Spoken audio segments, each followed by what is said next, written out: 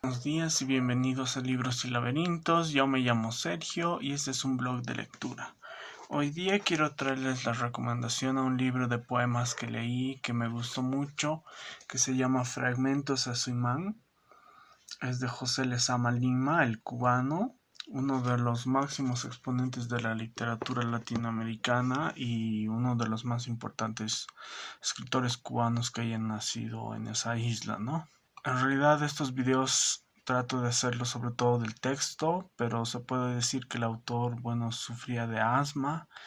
Escribió una novela que se llama Paradiso, con una secuela que se llama Opiómano Vicario, algo así.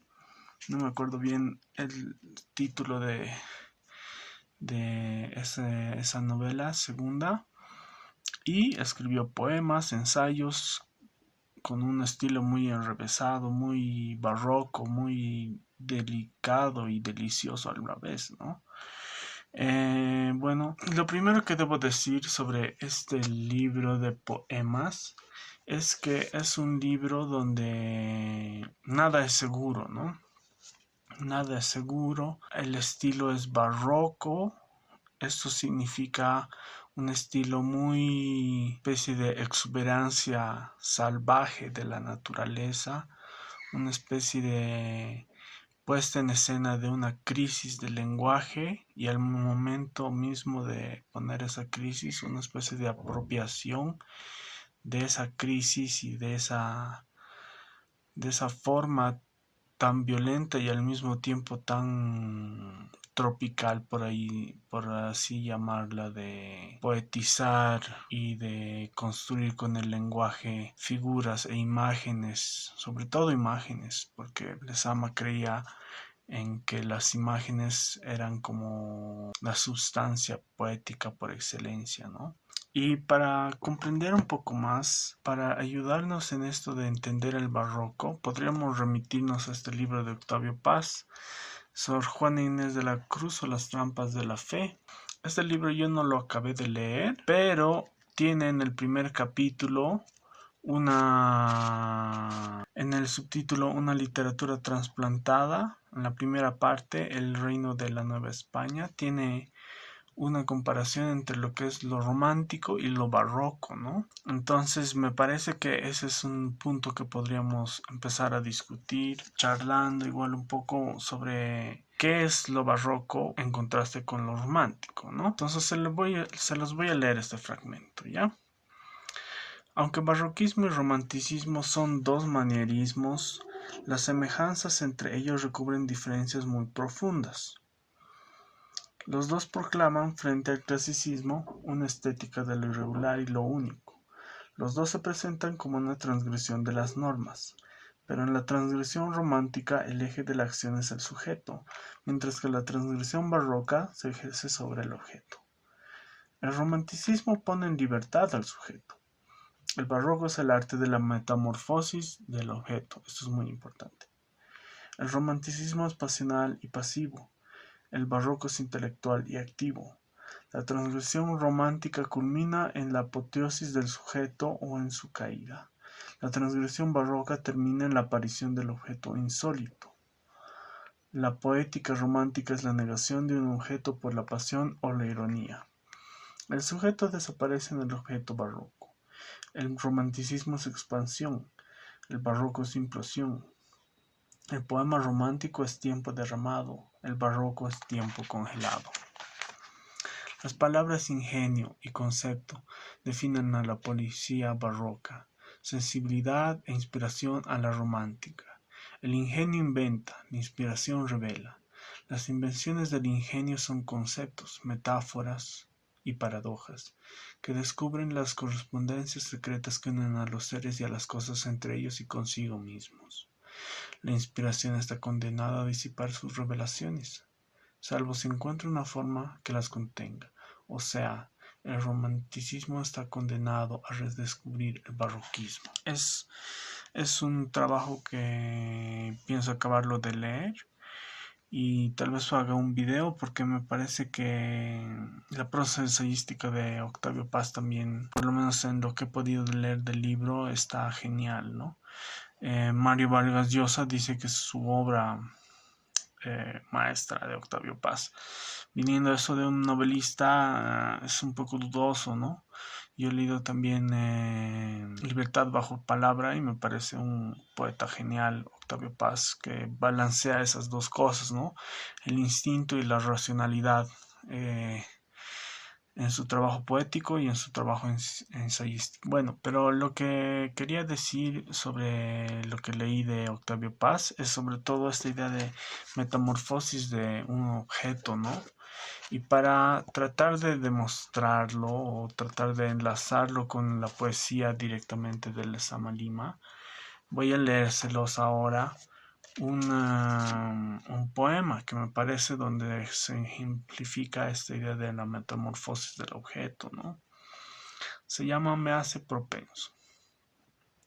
El ramo de espárragos intacto ondula, apretando la carne del anón, dos blancos fáciles de descifrar, una blancura cremosa y la nieve blanqueando, el blanco crema para el sombrero finisecular y el blanqueante en las manos, que hurgan la repisa con un paño escocés.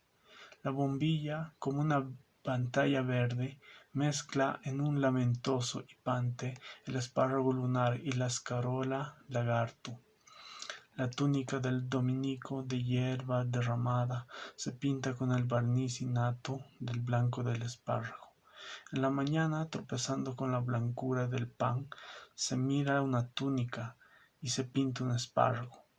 Se intenta dibujarlo y brota un fantasma dificultoso entre la extensión de las manos y las manos cortadas bailando, y en la cesta de las mangas. Uniendo dos dedos en la raspa lunar, el espárrago brilla como un ojo de pan.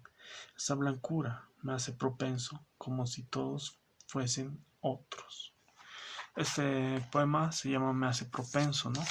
Y lo que yo veo en este fragmento, o sea, en este poema, es sobre todo la idea de metamorfosis, ¿no? O sea, el espárrago que cambia de color, es decir, que tiene una blancura y al mismo tiempo es verde, y esta oscilación entre lo blanco y lo verde cambian el objeto del poema, ¿no? Que es en realidad no sabemos exactamente qué es lo que está planteando el poema, pero yo solo podría identificar esta oscilación entre estos colores, ¿no? Ahora, algo que hay que precisar sobre el libro de Lezama, este último libro, que es un libro póstumo de obras de poemas póstumos, es que este libro es de alguna manera una apuesta por ese gozo de construir metáforas e imágenes que salen del área del saber, digamos, ¿no?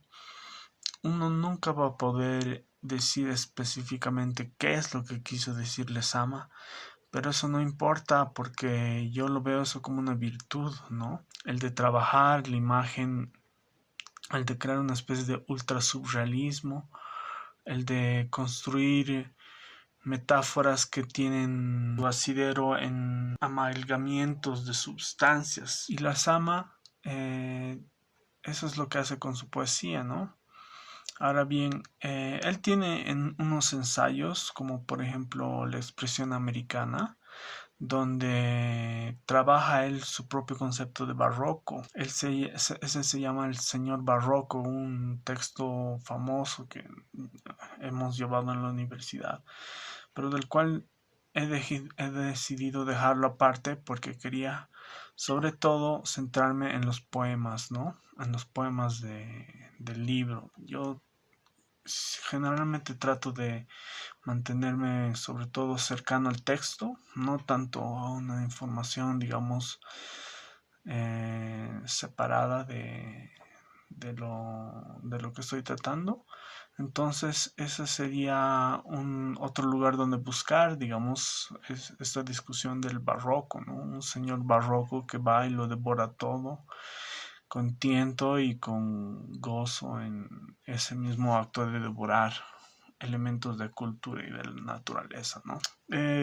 Tal vez también podría ser útil esta edición de Paradiso de Cátedra No solo porque la novela de Paradiso tiene unas notas donde las palabras difíciles o los conceptos difíciles van a ser esclarecidos, sino porque ha sido el cuidado de la edición de la hermana de Lezama, ¿no? Y en esta introducción tiene una parte bien importante que se llama el sistema poético del universo, ¿no?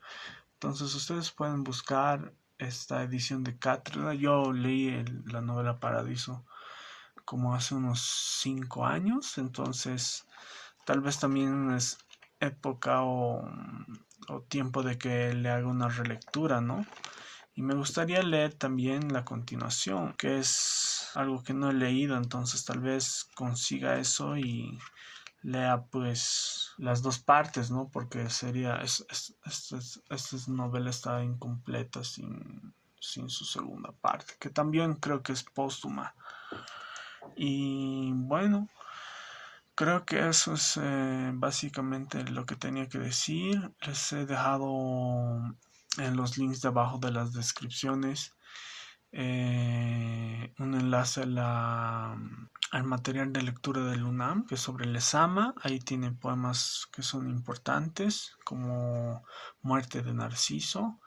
Y también les dejo un link a poema Muerte de Narciso recitado por el propio Lezama, para ver si se animan a leerlo, ¿no? Porque yo diría que si escuchan a Lezama hablar y leen el poema Muerte de Narciso, ya se van a dar cuenta si les gusta o les puede gustar el resto de la poética de Lezama o no, ¿no? Y dejo también un enlace a una reseña que escribí sobre este mismo libro, Fragmentos a Suimán, que está en mi blog. Y bueno, eso sería todo. Espero que les haya gustado el video y sigan leyendo y no se dejen asustar por Lezama. Es una especie de volcán estético, ¿no? Que transmite sus ideas y sus imágenes como si el río de lava fluyera en todas partes, ¿no? Y eso es lo lindo de Lezama. Es decir, yo no sé si voy a alcanzar a comprenderlo porque, a ver, lo que yo digo es que en el nivel semiótico, es decir, en la parte del estudio de los signos, sí se puede reconocer lo que Lezama está escribiendo. Hay alguna que otra palabra difícil, pero vas, la buscas en el diccionario y ya sabes qué significa, ¿no?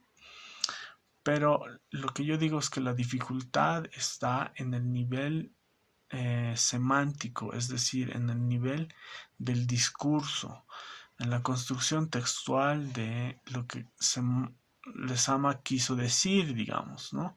Entonces eso es lo difícil de captar porque en realidad no sabemos exactamente qué es lo que, hacia dónde nos está llevando Lezama, ¿no? Por lo menos en este libro, Fragmentos a Suimán, encontramos textos que son, como ya dije, como que ultra surrealistas y al final uno no sabe exactamente cuál es el sentido. Reconoce los signos, pero no sabe cómo construir el sentido y eso creo que es lo más rico porque es una apuesta por el lenguaje y el desborde del sentido de este lenguaje, ¿no? Que es el castellano, que bueno, Lezama fue un gran heredero del siglo de oro español, pero también de sus raíces cubanas y vale la pena leerlo, vale la pena.